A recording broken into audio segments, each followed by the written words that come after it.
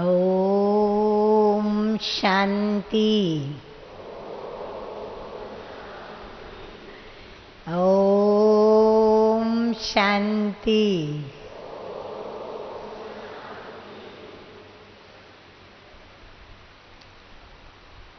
मीठे मीठे शांति के सागर शिव बाबा ने हम बच्चों को स्वयं का परिचय देकर और मुझ आत्मा को स्व का परिचय देकर और बहुत ही सबसे ऊंचे ते ऊंचा स्वधर्म, स्वकर्म और स्वस्थिति और स्वमान का महामंत्र दे दिया, जो हम बच्चे जब भी बोलते हैं, एक दो से जब मिलते हैं तो हम उनका रिस्पेक्ट और रिगार्ड रखते हुए और शिव बाबा की याद में, स्व की स्मृति में और अपने रूहानी प्यार को लेकर के एक दो को कहते हैं ओम शांति। बाबा भी मुरली की शुरुआत करते हैं तो ओम शांति कह कर के तत्पश्चात ही शुरू करते हैं, और कभी कभी तो बाबा कहते हैं डबल ओम शांति। शिव बाबा भी ओम शांति करते और ब्रह्मा बाबा भी हम बच्चों को ओम शांति करते। ये जो महामंत्र है वो हमारे लिए पल पल में काम आने वाला मंत्र है, हर पल हमें विजयी बनाने वाला मंत्र है। बाबा ने हमें इस मंत्र को कैसे यूज करना, कैसे इसका उपयोग करना, वह भी विधि पूर्वक हम बच्चों को सिखला दिया है। सर्वप्रथम तो स्व की स्मृति दिलाते हुए और स्व के स्वधर्म को याद दिलाते हुए बाबा ने हमें स्वधाम की स्मृति दिलाई और कहा कि तुम ऊंचे ते ऊंचे शांति सागर बाप के बच्चे हो, शांति धाम के तुम निवासी हो, शांति तुम्हारा स्वधर्म है, तुम शांति को स्थापन करने वाले शांति दूत हो, तुम्हें शांति की दुनिया बनानी है और सारी दुनिया जो कि वर्तमान अशांत है, उन्हें तुम्हें शांति का संदेश ही सिर्फ नहीं देना है, परंतु उन्हें शांति भी पहुंचानी है, शांति भी देनी है। लेना कभी बाबा ने नहीं सिखाया।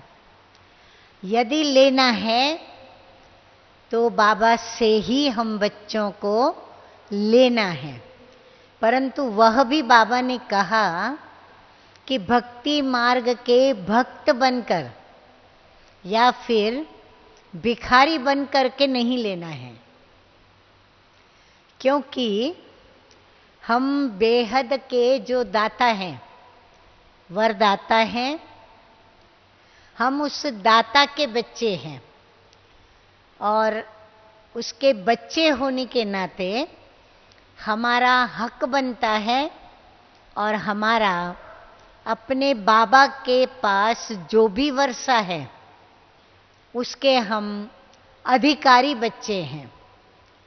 तो बाबा ने हमें लेना नहीं सिखाया, लेकिन देना ही देना सिखाया। और यही कहा बाबा ने कि जो तुम्हें चाहिए, हाँ, हमें जीवन के अंदर बहुत कुछ चाहिए। अगर कभी आप लिस्ट निकालेंगे तो स्थूल और सूक्ष्म, चाहे हम व्यक्तिगत रूप में हैं, चाहे पारिवारिक रूप में हैं, चाहे सामाजिक रूप में हैं, चाहे राष्ट्रीय रूप में हैं, या फिर हम अंतर्राष्ट्रीय रूप में हैं, लेकिन हमें हरेक से, स्वयं को स्वयं से भी, ऐसे हरेक से हमें चाहिए ही चाहिए। हम चाहनाओं से भरे हुए हैं। इसलिए बाबा ने हमें ये बहुत सुंदर सहज युक्ति सिखाई कि जो तुम्हें चाहिए उसकी राह एक ही है, उसकी विधि एक ही है, और वो विधि है देना। जितना तुम देते जाओगे उतना तुम्हें स्वतः ही मिलता जाएगा। अब हमारा यदि बाबा में विश्वास है, यदि हम बाबा में निश्चय बुद्धि है कि बरोबर शिव बाबा हमारे पिता परमपिता परमात्मा है, और परमपिता परमात्मा शिव बाबा वर्तमान संगम युग पर सृष्टि पर अवतरित हुए हैं, और हम बच्चों को नई सृष्टि रचने के लिए निमित्त बनाया है, और हम बच्चों को सहज ज्ञान, ईश्वरीय ज्ञान, सहज राजयोग, दिव्य गुणों की धारणा, और हमें श्रीमत पर दिनचर्या में चलना, ये हमें बाबा ने सिखाया है। तो हमारा हर बात में निश्चय होना चाहिए। जैसे हम किसी पर भरोसा करते हैं, किसी पर यदि विश्वास करते हैं, तो जो भी हमारे संबंध हैं, वो संबंध किसके आधार पर टिकते हैं? विश्वास के आधार पर। स्नेह के आधार पर भी इतने नहीं टिकते जितने संबंध विश्वास के आधार पर टिकते हैं, जिसके लिए हम ये शब्द देते हैं कि निश्चय, भरोसा। तो हमारा जब तक एक दो के ऊपर विश्वास है, एक दो के लिए हम निश्चयात्मक हैं या भरोसेमंद हैं, तो हमारा संबंध जो है वो जैसे कि अमर है। वो संबंध कभी भी टूटता नहीं, अटूट होता है। हालांकि परिस्थितियां कई बार ऐसी निर्माण होती हैं जो हमारे भरोसे को, निश्चय को या विश्वास को तोड़ सकती हैं, लेकिन सहयोग उसमें स्नेह देता है।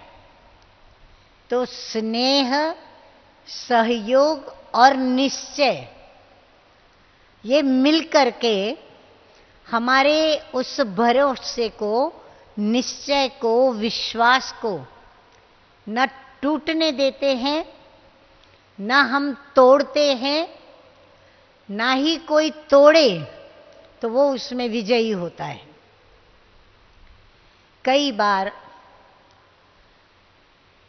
कर्मेंद्रियों के द्वारा कोई हमें अपने मुख से, चाहे व्यक्तिगत हमारे लिए पर्सनल, चाहे परिवार की किसी व्यक्ति के लिए, सदस्य के लिए, या परिवार के प्रति, या समाज में हमारी प्रतिष्ठा के प्रति, ऐसी कई बातें व्यावसायिक क्षेत्र में, सामाजिक क्षेत्र में, पारिवारिक क्षेत्र में, जहाँ भी जिस भी क्षेत्र में हम एक्टिव होकर के आगे बढ़ते हैं, तो जिनको ईर्ष्या होती है, जो हमें सुखी नहीं देख पाते हैं, हमारी प्रगति को जो बर्दाश्त नहीं कर पाते हैं, या फिर कुछ अगले पिछले जन्मों का कोई हिसाब किताब बाकी होता है,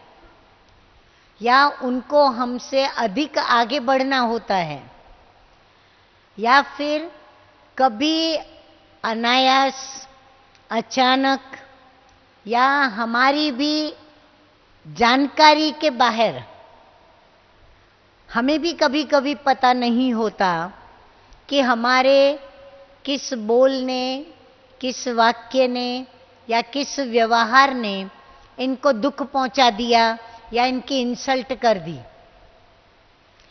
तो ऐसी कई बातें होती है जिन बातों के कारण हमारे लिए वो बातों को फैलाते हैं, या मन के अंदर वो वैर रख करके बैठते हैं।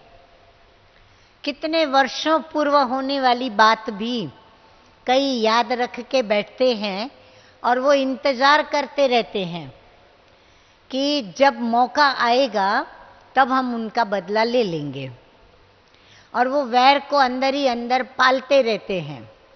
हमारे साथ बड़ा मीठा व्यवहार रहता है, परंतु वैर अंदर में पलता रहता है।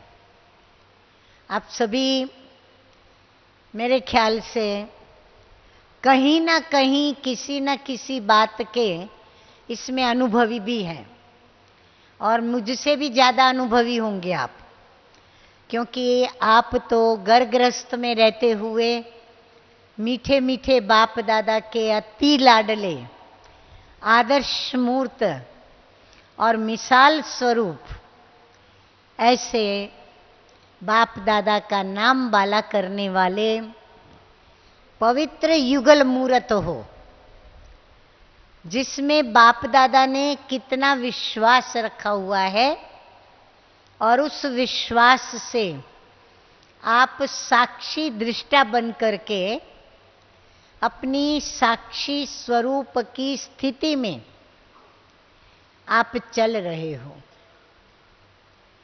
यानी भगवान ने आपको स्वयं का साक्षात्कार कराने के लिए निमित्त बनाया है, लोगों के सामने आदर्श बनाया है। ये कितनी बड़ी बात है, ये कोई साधारण बात नहीं। जिस बात को ऋषि मुनियों ने भी जीता नहीं, विजयी नहीं हुए, वो बात है पवित्रता।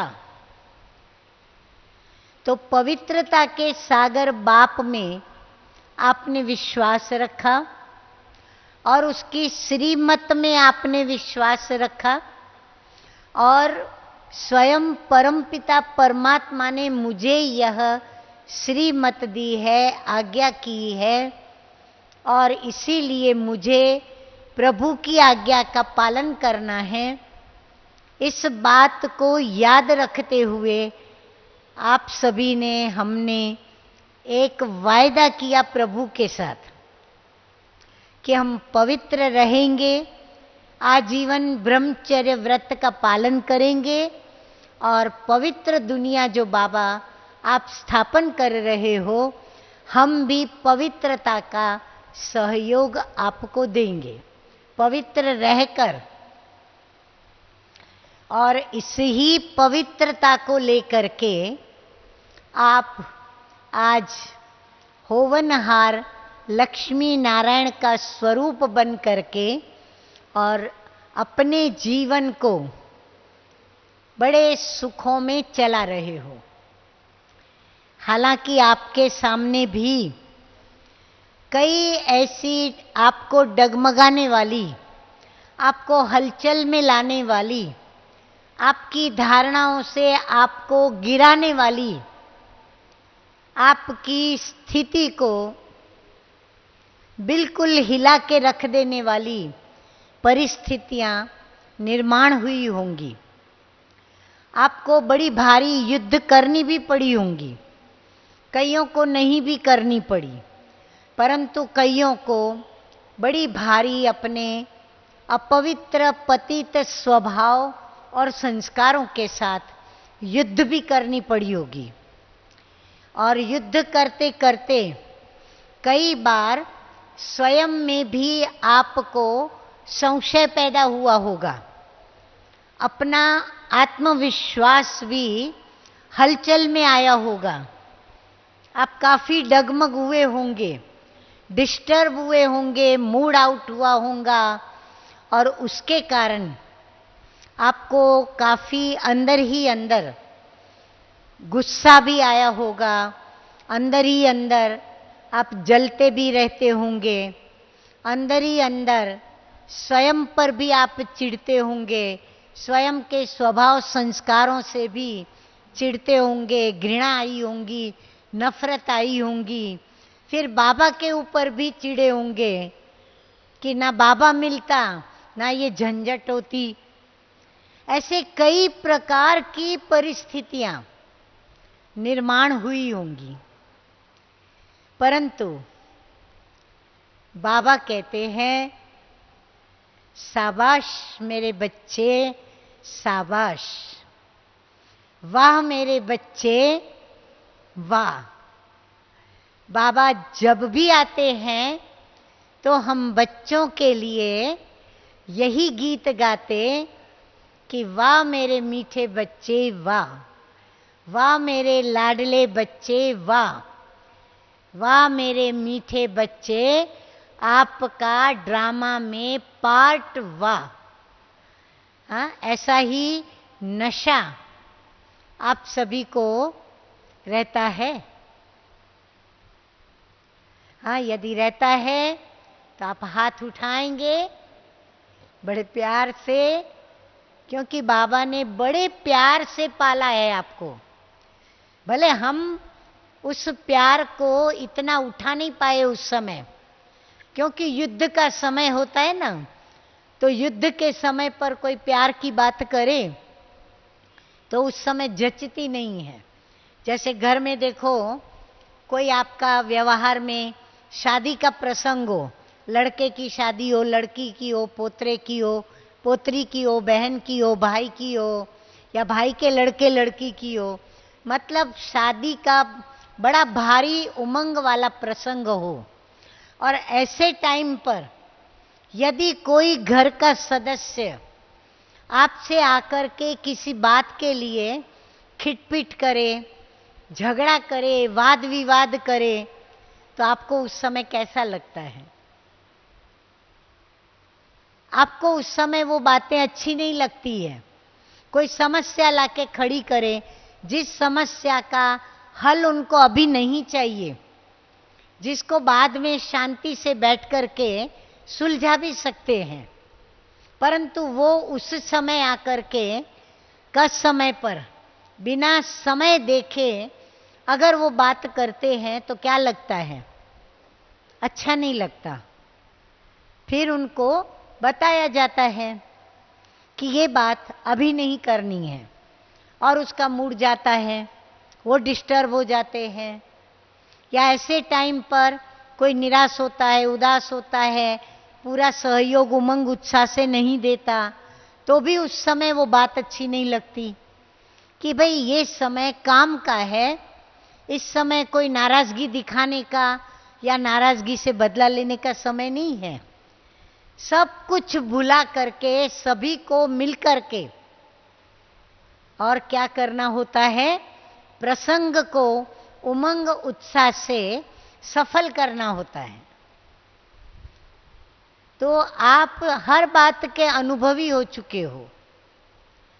माया ने आप लोगों के साथ हर प्रकार से, चाहे वृत्ति से, चाहे दृष्टि से, चाहे वाणी से, चाहे कृति से, चाहे प्रवृत्ति से, चाहे मन वचन कर्म से, चाहे संबंध से, चाहे स्नेहपूर्ण संबंध से, चाहिए तो संपर्कीय व्यवहार से, संबंधीय व्यवहार से, और जान पहचान टेम्पररी उनके व्यवहार से आपने अनेक छोटे बड़े ऐसे अनुभव किए हैं, जिन अनुभवों की खान आपके पास भरी हुई है।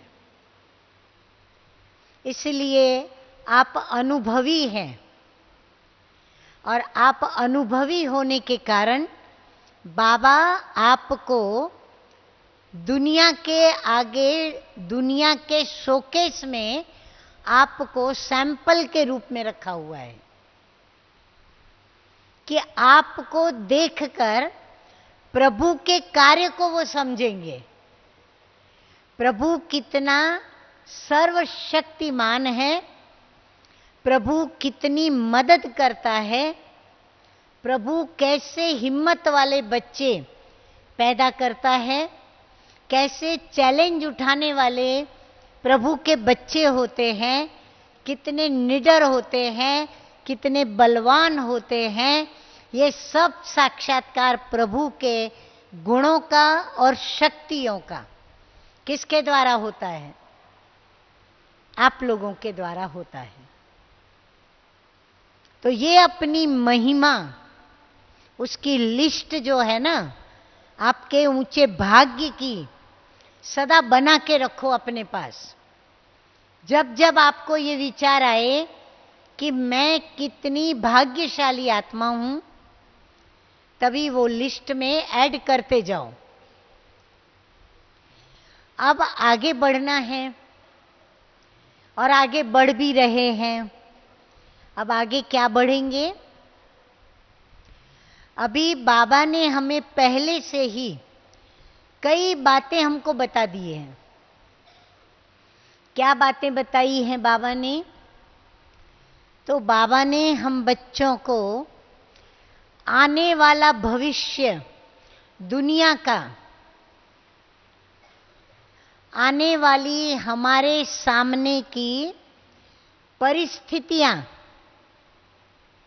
चाहे माया की ओर से, चाहे मित्र संबंधियों की ओर से, चाहे समाज की ओर से, चाहे राष्ट्र की ओर से, हर क्षेत्र की ओर से जो भी परिस्थितियां निर्माण होंगी, फिर उससे भी बढ़कर चाहे प्रकृति की ओर से, जिस प्रकृति के हम मालिक, परंतु आज वो प्रकृति हमारी गुलाम होकर के या हमारी साथी बनकर के नहीं चलती, लेकिन हमें उसके वशीभूत चलना पड़ता।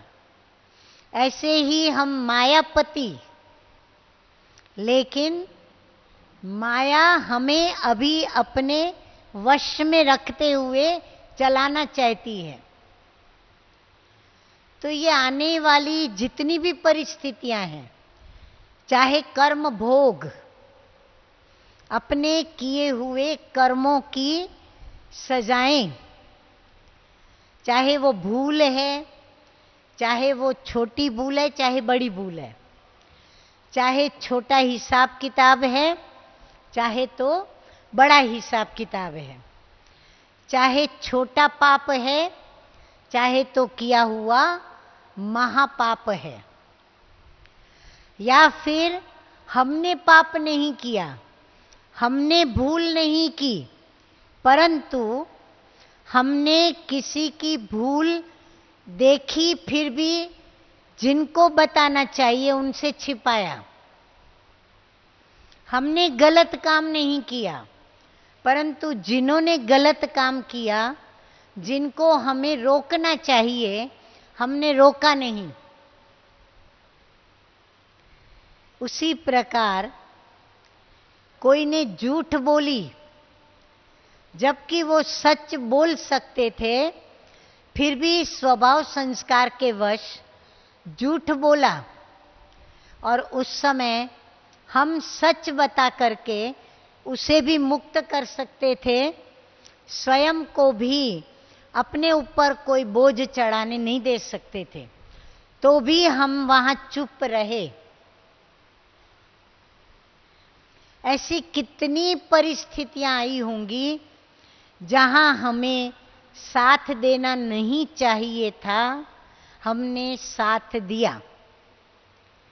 कहाँ अज्ञानता के कारण दिया, हमें ज्ञान नहीं था इसलिए दिया। कहाँ स्नेह के कारण दिया कि हमारा उनसे बहुत स्नेह है। कहाँ उन्होंने हमको बेइज्जत होने की, जब मेरी घड़ी आई थी तो मुझे उन्होंने मदद की थी, इसलिए मैं उनके मदद के कर्ज के नीचे दबा हुआ था या दबी हुई थी, इसलिए मैंने सहयोग नहीं दिया। कई कारण हमारे निकल सकते हैं कि हमने सत्य को साथ नहीं दिया, जबकि हम सत्यम शिवम सुंदरम बाबा के बच्चे हैं। तो अभी तक हम सत्य से इतने निडर नहीं बने हैं, परंतु बाबा ने हम बच्चों को सभी बातें, सभी कर्मों के राज, सारी कर्मों की गुह्य गति, सृष्टि के आदि मध्य अंत, सृष्टि का भूतकाल, वर्तमान काल और भविष्य काल, हम बच्चों के भी 84 जन्मों का तीनों काल, सब कुछ बाबा ने हमारे आगे भेद खोल के रख दिए। कुछ भी छिपाया नहीं है बाबा ने। हम अपने से पूछेंगे, बाबा ने तो मेरे से कुछ भी नहीं छिपाया, फिर हम छिपाते हैं या हमने छिपाया है? परंतु आप देखेंगे कि हम कितनी गलतियां करते, कितनी भूलें करते, कितनी श्रीमत का उल्लंघन करते, अमृत वेले से लेकर रात्रि के सोने और स्वप्न तक श्रीमत का उल्लंघन करते। फिर भी बाबा देखो हम बच्चों के ऊपर कितना प्यार की वर्षा करते, कितना हमारे लिए बाबा रहम दिल रहते, कितना बाबा हम बच्चों के लिए क्षमा के सागर रहते, और फिर हम बच्चों को मदद करते रहते। मेरे ख्याल से सभी ध्यान से सुन रहे हैं, हाँ, क्योंकि आज का जो विषय है वो बहुत पेचीदा है, गंभीर है, गहराई वाला है, और इन सब बातों की रिजल्ट जो है वो आज के सब्जेक्ट का जवाब है कि आने वाले समय में स्वस्थिति को बनाए रखने की विधि क्या होगी। तो जितना विधि पूर्वक हमने स्वयं को अभी तक चलाया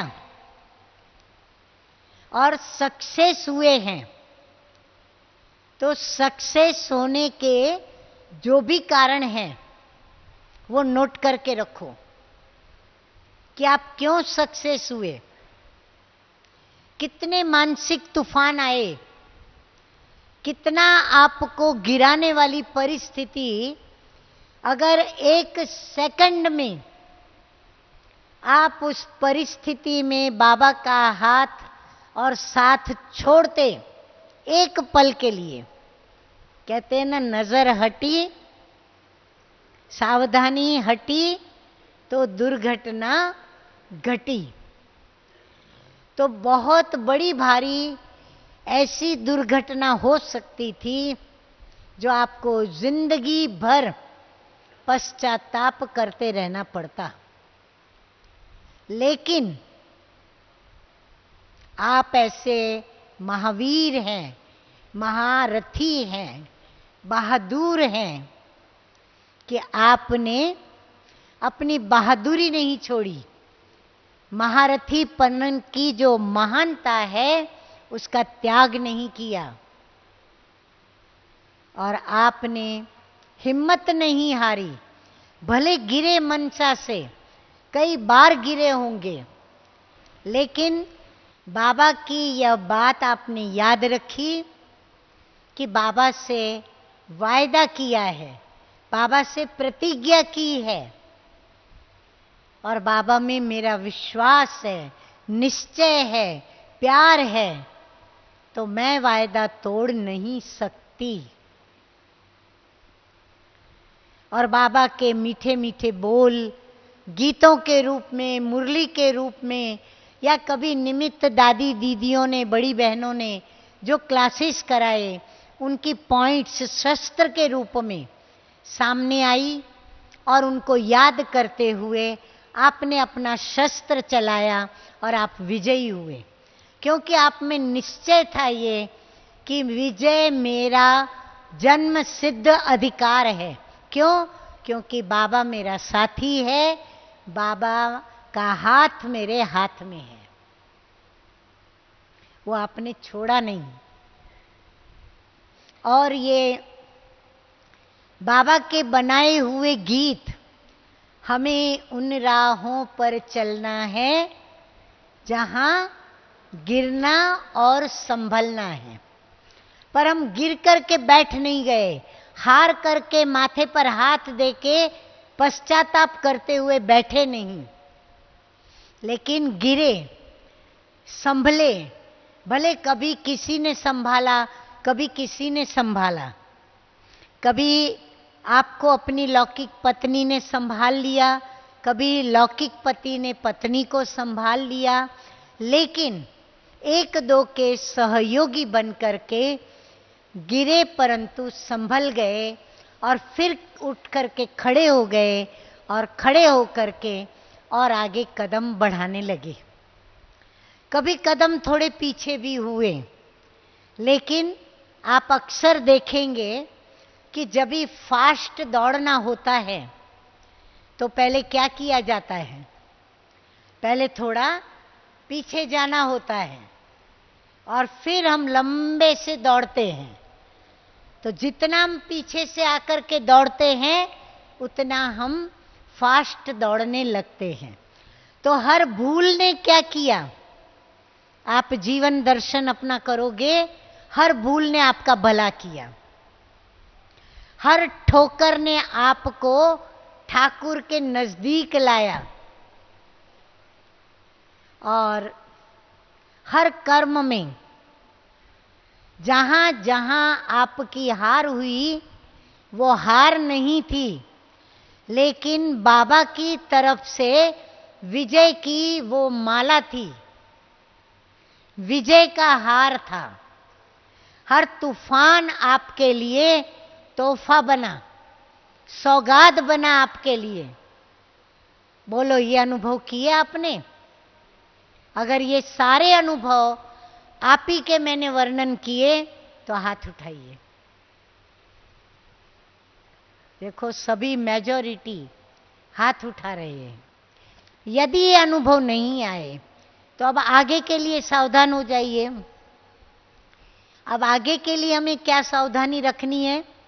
ये जो भी हमारे सामने परिस्थितियां आएंगी, यानी अन्य परिस्थितियां जो हमारी स्वस्थिति की बातें नहीं है, पर माना दूसरी पुरानी दुनिया की, मायावी दुनिया की, विकारी दुनिया की, जिसके हम वशीभूत हैं, उनकी तरफ से आने वाली परिस्थितियां।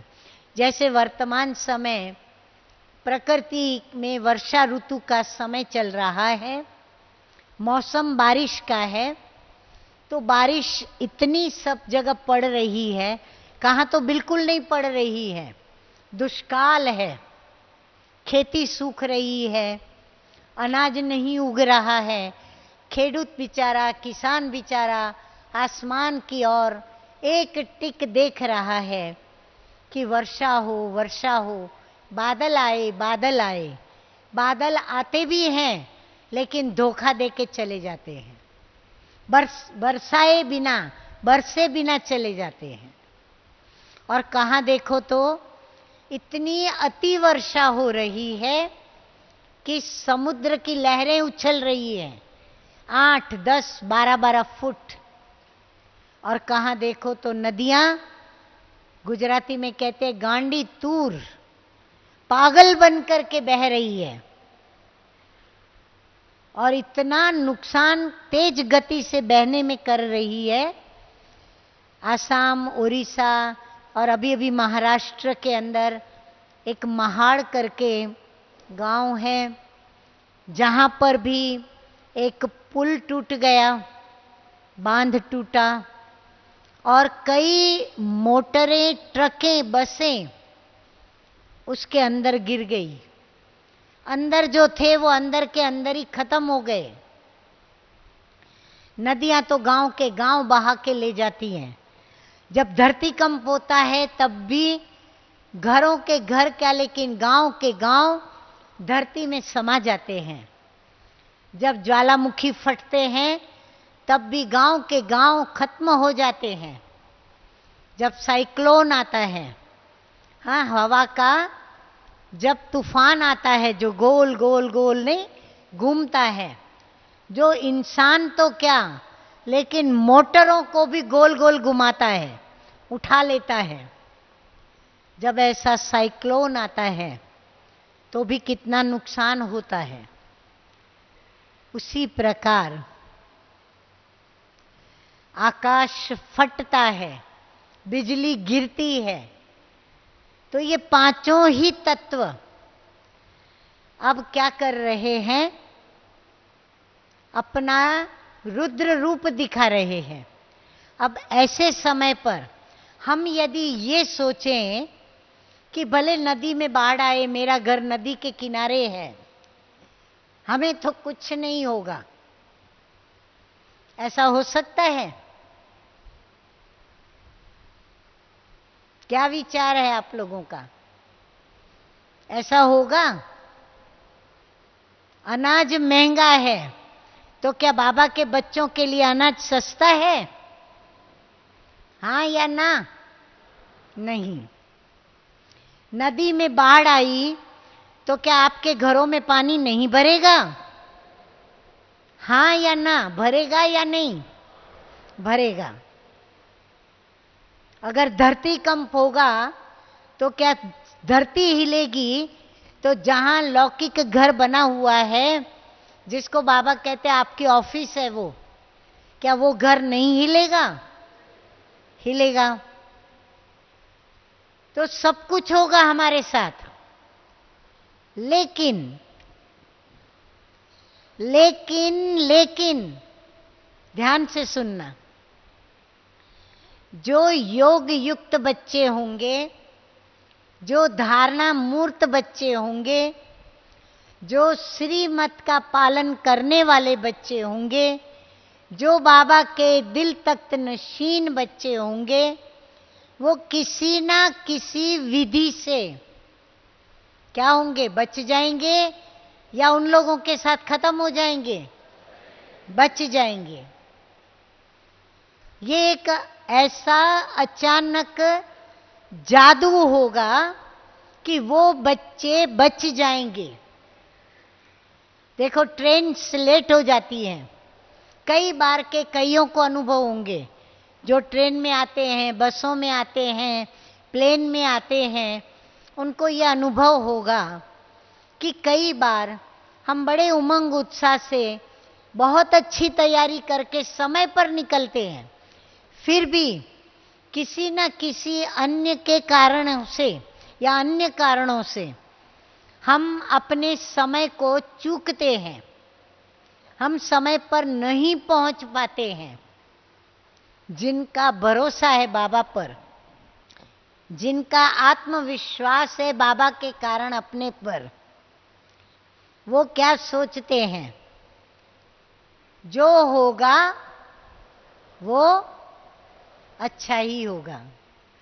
अगर बस निकल गई तो भी कल्याण, अगर बस खड़ी रही तो और कल्याण, और यदि आगे बस नहीं मिली दूसरी तो और भी कल्याण। तो कई बार आप लोगों ने देखा होगा कि ऐसे समय पर बाबा की ऐसी मदद मिलती है, बस लेट हो जाती है या ट्रेन लेट हो जाती है या प्लेन किसी न किसी कारण से लेट हो जाता है, और तभी हमें कितनी खुशी होती है कि बाबा ने मेरे कारण बस को रुका लिया, ट्रेन को रुका दिया, प्लेन को रुका दिया। और वंडर ये है, जैसे ही हम कदम अंदर रखेंगे और वो स्टार्ट होती है। हाँ, ऐसे अनुभव होते हैं, कईयों को ऐसे अनुभव आए हैं, वंडरफुल अनुभव आते हैं कि अचानक की घड़ी में, अचानक पता नहीं बाबा कहाँ से कैसे हम बच्चों को मदद कर लेता, कैसे हमारा उद्धार कर लेता, हमें पार कर देता। या तो हम उस दिन जाने वाले होते हैं, किसी न किसी कारण से हमारा प्रोग्राम पोस्टपोन होता है।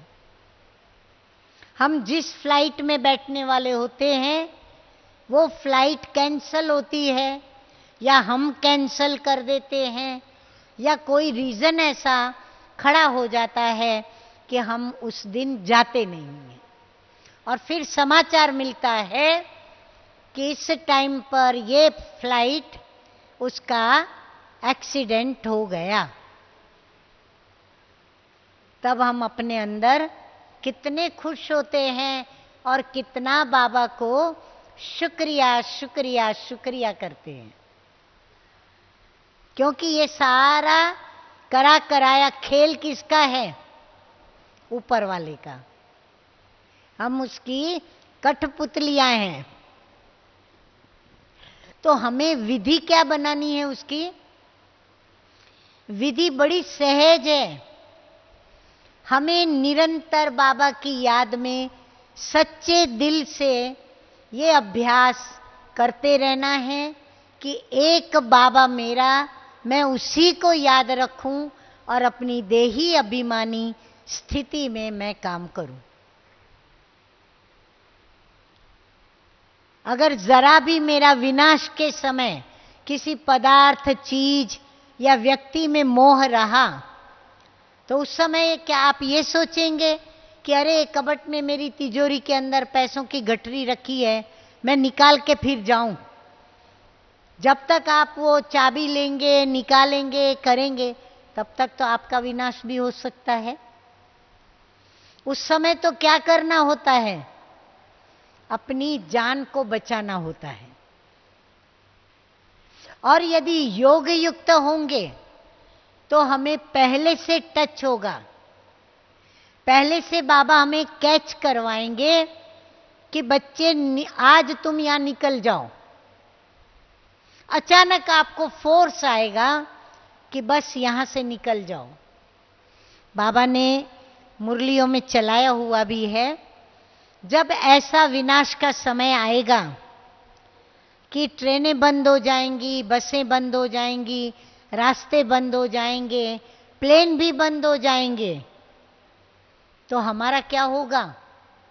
बाबा ने कहा जो योग युक्त बच्चे, धारणा युक्त बच्चे होंगे, श्रीमत पर चलने वाले बच्चे होंगे, वो क्या होगा उनका? उनको बाबा पहले से ही अपने पास बुला लेगा। माना परम धाम में नहीं, डरना नहीं। वैसे तो हम अभी बहुत निडर हैं, मौत से भी हम नहीं डरते। क्यों? क्योंकि यदि हम मर गए तो भी बाबा के पास, और यदि हम जिंदा हैं तो भी हम कहाँ हैं? बाप दादा की छत्र छाया में है। इसीलिए हमें तो दोनों तरफ से लड्डू है, चाहे ये हाथ करे चाहे ये हाथ। बाबा ने तो हमें लड्डू ही लड्डू खिलाए हैं। इसीलिए जिन धारणाओं में आप चल रहे हो, भले कितने भी विघ्न सहन किए, कितने भी तूफान आए, परिस्थितियां आई, आप अचल रहे, अडोल रहे, बाबा में निश्चय बुद्धि रहे और विजयंती होकर के चले। आप अपनी स्थिति को और आगे आगे आगे ही बढ़ाते रहना। बाकी यहाँ छोटे बड़े प्रबंध जरूर करना अपने, जैसे लाइट चली जाती है या नदी में बाढ़ आ गई, रास्ते बंद हो गए, तो बाजारों में आना जाना बंद होगा, सब्जियां नहीं मिलेंगी। जो कुछ भी हमें आवश्यक साधन है इस देह को चलाने के लिए। दादी, मुझे याद है प्रकाशमणि दादी का हमें डायरेक्शन आता था सभी विद्यार्थी भाई बहनों के लिए और सेवा केंद्र पर रहने वाली बहनों के लिए भी, कि 3 मास का 6 मास का अपने पास स्टॉक जमा रखो। जो आवश्यक चीजें हैं उसका स्टॉक जमा रखो। अब कईयों के पास तो वो सुविधा नहीं होती कि 3 मास का स्टॉक जमा रखें। जब सुविधा नहीं तो क्या करना पड़े? सुविधि में चलना पड़े। सुविद्या जो बाबा से मिली है, उस विद्या को प्रैक्टिकल में अपनी धारणा में मजबूत रखना पड़े। क्योंकि मैंने अनुभव में देखा है, बांधेली माताएं, बांधेली कन्याएं, जिन्हों को पवित्रता के कारण बहुत कुछ सहन करना पड़ा। हमारे पास भी एक कन्या आती थी, उनको वो खाना नहीं देते थे, भोजन नहीं देते थे, उसको भूखा रखते थे। बोला आप ही भूख लगेगी ना तो आप ही वो झुक करके मानेगी हमारी बात। लेकिन वो कन्या भी बड़ी निश्चय बुद्धि थी। उसने अपने को बिल्कुल बाबा की याद में रखा। 1 दिन बीता, 2 दिन बीता, तीसरे दिन बहुत बेचारी को भूख लगी। इतनी भूख लगी कि उसका मन हलचल में आ गया कि इसी प्रकार यदि मुझे खाना नहीं देंगे तो क्या होगा। उसे अंदर में आया कि तूने बाबा को हाथ दिया है, सर्वशक्तिमान तेरा साथ है, सारी दुनिया को वो खिलाता है, पिलाता है, तू चिंता क्यों करती है? तू बैठ बाबा की याद में, बाबा को बता तेरी बात, अंदर ही अंदर सोचती क्यों है? बस वो तो बैठ गई बाबा की याद में। उसने अपना अनुभव बताया कि मैं बाबा की याद में बैठी क्या? बोला मुझे पता नहीं, मैं ध्यान में गई या क्या हुआ, लेकिन मेरे सामने 56 प्रकार के पदार्थ देखे मैंने। सब पदार्थ वहां पड़े थे, बाबा बैठे थे। बाबा ने कहा बच्ची, मैं तो तेरा 2 दिन से इंतजार कर रहा था, ये सब मैंने तेरे लिए व्यंजन तैयार किए हैं, तुझे जो खाना है इसमें से खाओ। बोला मैंने सारा पेट भर के वो व्यंजन खाए, बाबा ने अपने हाथ से भी खिलाया। जब नीचे आई तो मैं एकदम तृप्त थी। तो माँ बाप और चिढ़ गए, बोला ये तो भूख की शिकायत भी नहीं करती है। तो फिर उन्होंने क्या किया, खाना तो देना शुरू किया। फिर उसको वो सेंटर पर आती थी या बाहर जाती थी या कहीं भी जाती थी तो उसको चप्पल पहनने नहीं देते थे, और गर्मी का मौसम, बराबर कड़ी धूप में उसको कहते थे जाओ ये लेके आओ, ये करो, वो करो। चप्पल पहनने जावे तो उसकी चप्पल हटा लेवे, जूता हटा लेवे। उसको तो अनुभव हो गया था, बोला कोई हर्जा नहीं। वो धूप में आधा आधा घंटा, पौना घंटा चल के जावे चल के आवे। उसकी माँ और पिताजी, फिर भी तो माँ बाप है ना, समझते थे शायद पाँव में बहुत लाल लाल हो गया होगा, तेरे पाँव दिखाओ। पाँव दिखाती थी, कुछ नहीं था। बोला आखिर ये क्या है, कौन है ये? ऐसे बहुत जुल्म इसके ऊपर किए उन्होंने। एक अपने भाई की लास्ट बात सुना देती हूं। अपना एक समर्पित भाई था, तभी आर्य समाजियों का बहुत हमारे सामने विरोध था, तो एक बार उसको पकड़ करके ले गए आर्य समाजी और जाकर के एक कुटिया में उसको बिठाया, बिठा करके और बोला अभी हम देखते हैं, मैं डिटेल नहीं बताती हूँ, शॉर्ट में बताती हूँ। बोला देखते हैं तुम्हारा शिव बाबा तुमको कैसे मदद करता है। बहुत शिव बाबा करते हो ना, सबको बताते हो, आज हम देखते हैं। तो उन्होंने क्या किया, उसको बिठाया और उसके सामने, वो तो बेचारा अंदर बहुत सोच रहा था, पता नहीं ये लोग सब मिलके मुझे क्या करेंगे। अंदर में घबराया हुआ था, लेकिन घबराहट बाहर बिल्कुल नहीं दिखाई। हर्षित चेहरे से मैं आत्मा हूं बाबा की याद में बैठ गया। उन्होंने टोकरी खोली, आगे जो टोकरी पड़ी थी वो टोकरी खोली। टोकरी में क्या था? सांप था, सांप। सांप ने फना दिखाई अपनी, थोड़ा उसका अंदर हृदय कांपने लगा।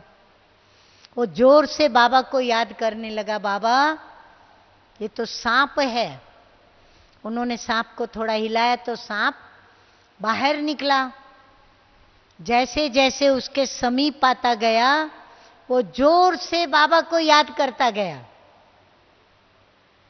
और इतना बाबा की याद में खो गया, वो सांप पूरा उसके बदन पर ऐसे लपेट गया और बराबर उसके मुंह के सामने ऐसे सांप की फना उसने उसकी आंखों में देखा और बाबा को याद किया। देखो जादू कैसा हुआ। हाँ, रोम रोम हमारे अब भी बाबा के इस रक्षा के मदद के लिए गदगद हो रहे हैं कि वो सांप जैसे किसी को नमन करता हुआ और पूजता हुआ, धीरे धीरे वो जैसे ऊपर चढ़ा था, धीरे धीरे नीचे उतरकर वापस जाकर के उस टोकरी में बैठ गया। वो हैरान हो गए।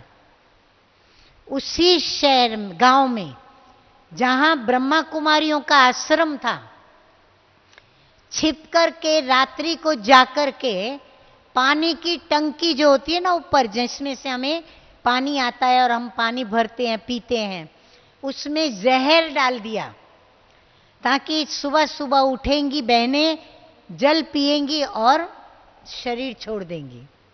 लेकिन उनको क्या पता कि ये बच्चियां किसकी हैं, ये बच्चे किसके हैं। जो सभी को बचाने वाला है, जो सभी का कालों का काल है, ये उनके निडर बच्चे हैं। बहनें तो सोई हुई थी आराम से, लेकिन जिसने वो डाला, जिसकी राय से डाला, उनका जो मुखिया था ना, वो घर में गया, उसको समाचार मिला कि मैं डाल के आया। वो बड़ा संतुष्ट था कि सांस लेके अपनी खटिया पे सोया। हकीकत बता रही हूं, सत्य बात। सोया आस करके, जैसे वो ठंडी सांस लेते हैं ना, सोया।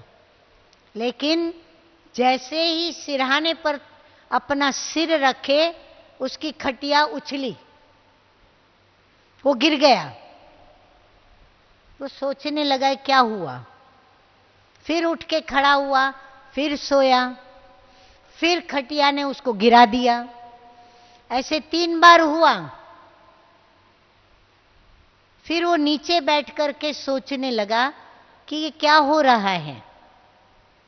उसको आवाज आई, तूने मेरे बच्चों को मारने के लिए पानी की टंकी में जहर डाला है ना, अभी का भी जा, टंकी साफ करा और उसमें फिर से शुद्ध पानी डलवा। अगर ये तूने नहीं किया, मैं तुझे कहां भी ठहरने नहीं दूंगा। तू चलेगा तो गिरेगा, तू खड़ा रहेगा तो गिरेगा, सारा जगत तुझे देखेगा। तुझे क्या करना है? वो तुरंत भागा, बहनों से माफी मांगी उठा करके कि मेरे से ये गलती हुई है, मैंने पानी में जहर डाल दिया है, मुझे साफ करना है, आप मुझे माफ करो। ये प्रैक्टिकल घटना। तब मैं नई नई थी, पहली बार मैं सेवा केंद्र पर बाबा ने मुझे भेजा था, तो ये घटना मैंने वहां सुनी। सब दिल्ली के बाजू में ही ये घटना घटी। तो इसीलिए आवश्यक जो है वो करो। तो आवश्यक क्या है?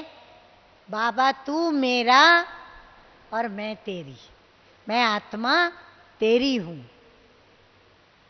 जो कुछ भी मेरा है उसमें ईमानदार रहना, वफादार रहना। मेरा कुछ भी नहीं, सब कुछ तेरा है। जब मैं ही तेरा, फिर तो प्रश्न ही नहीं।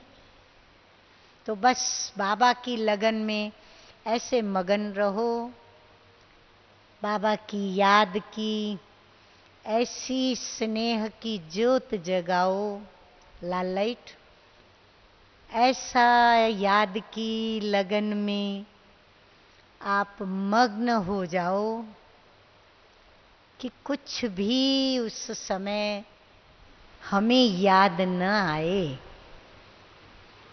कि मैं कौन हूं, मेरा क्या है, मुझे क्या करना है। बस मुझे उस समय यदि याद हो तो यही याद हो कि बाबा मैं आपकी हूं और आप मेरे हो। मीठे बाबा, मैं बस आपकी ही याद में रहूंगी और आपकी याद की लगन में ही मग्न रहूंगी। मेरे तो आप एक शिव बाबा, मेरा दूसरा कोई नहीं है।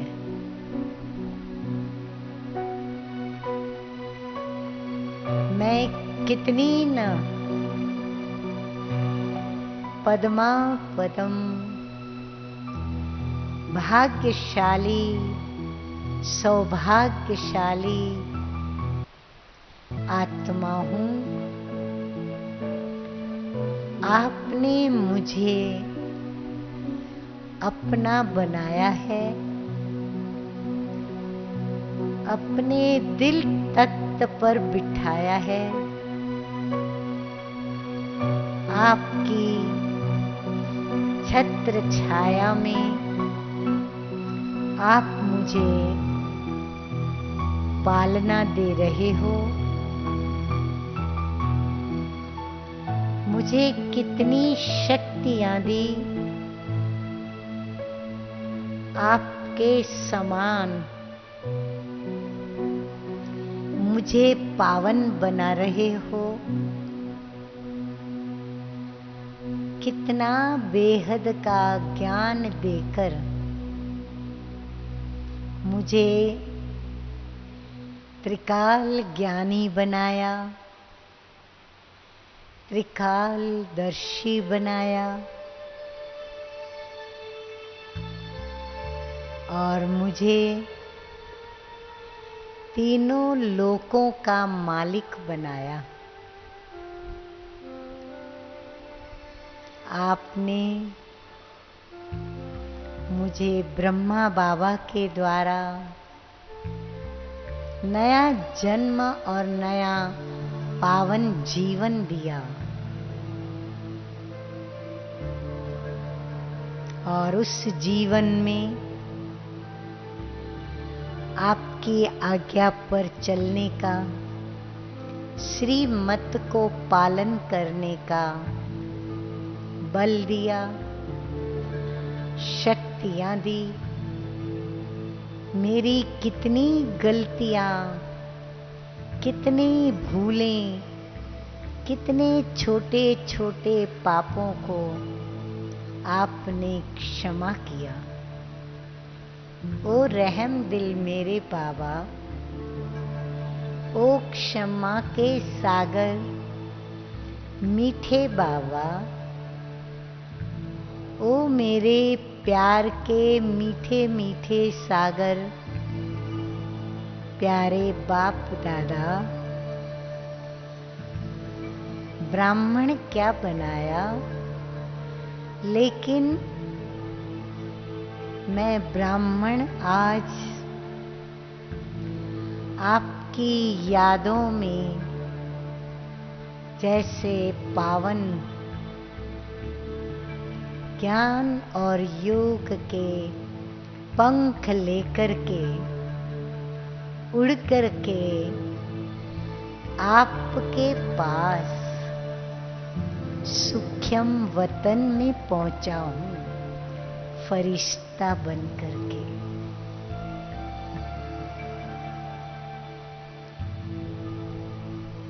प्यारे बाबा, मीठे बाबा, आप कितने प्यारे हो। आप जैसा कोई प्यारा नहीं, आप जैसा कोई मीठा नहीं। आपने मुझे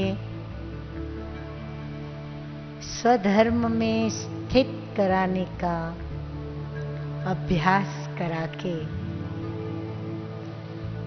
मुझे स्वधर्म में टिकाया, फरिश्ता स्वरूप शांति दूत बनाया। और अभी मैं आपकी रूहानी दृष्टि लेकर शांति का अनुभव कर रहा हूं। आपकी रूहानी राहत की यह रूहानी दृष्टि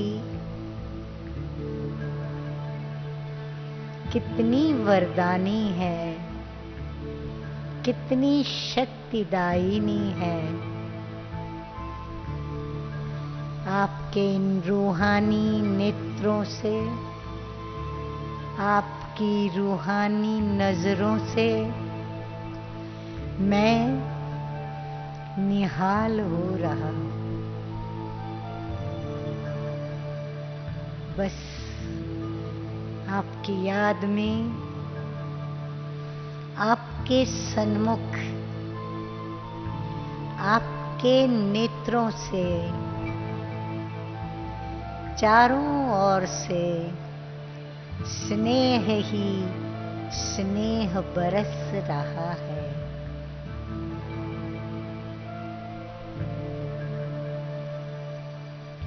आपके नेत्रों से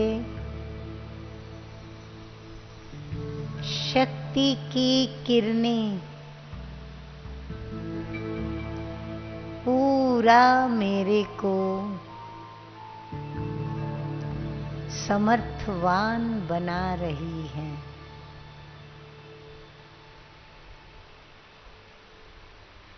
मेरे प्यारे प्यारे प्राणनाथ मीठे मीठे बाप दादा,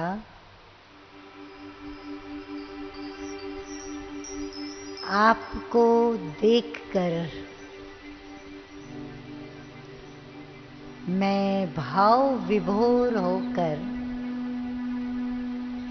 आप पर बली बली जाती हूँ।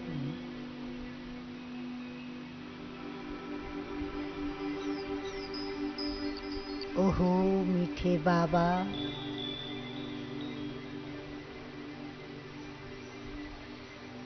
आप मुझे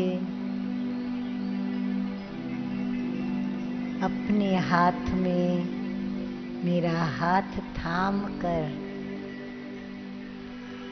कहाँ ले जा रहे हो?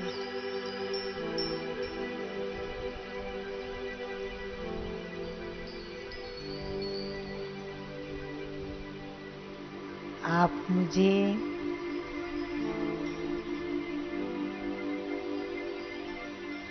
अपने स्वधाम में ले आए हो और मुझ आत्मा का यह स्वधाम ज्योति धाम, ये परम धाम,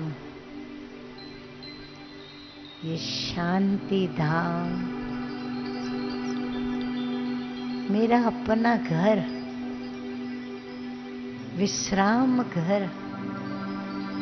आहा, कितना शांतिदायक है।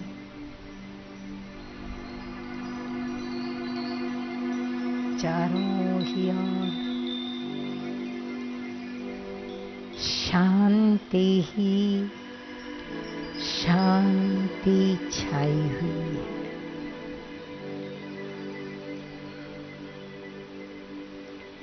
चारों ही ओर प्रकाश ही प्रकाश है। चारों ही ओर आनंद ही आनंद है।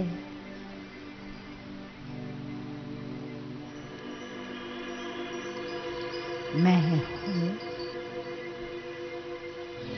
और आप हैं, तीसरा कोई नहीं।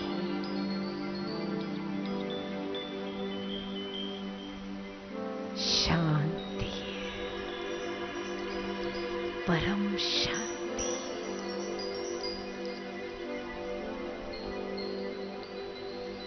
ज्योति ज्योति, आनंद ही आनंद।